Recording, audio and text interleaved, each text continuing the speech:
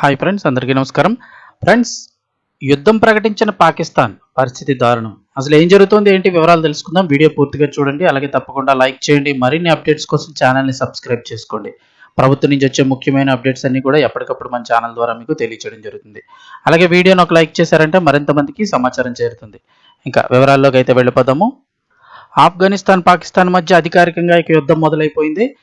గజీబ్ లిల్హాక్ పేరుతో military operation ప్రారంభించింది. ఈ నేపథ్యంలో ఆ దేశ రాజధాని కాబూల్పై వైమానిక దాడులతో పాక్ విరుచుకుపడుతోంది. ఇప్పటి వరకు పాక్ జరిపిన దాడుల్లో 130 మంది తాలిబాన్లు మృతి చెందినట్లు పాక్ ప్రకటించింది.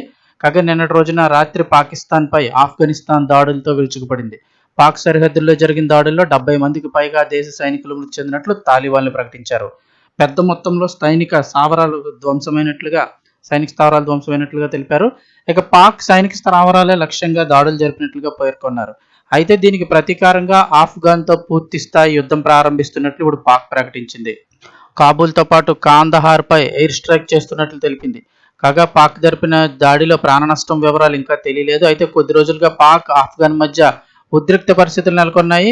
ఆఫ్ఘన్ సరిహద్దు ప్రాంతాల్లో పాకిస్తాన్ దాడులు జరపగా దాదాపు 70 మంది దాకా ఆఫ్ఘన్ పౌరులు మృతి చెందారు. దీనికి బదులుగా పాకిస్తాన్పై ఆఫ్ఘనిస్తాన్ కూడా అటాక్ చేసింది. ప్రస్తుతం ఇరు దేశాల మధ్య యుద్ధం ప్రారంభం కావడంతో ఉద్రిక్త పరిస్థితులు నెలకొన్నాయి.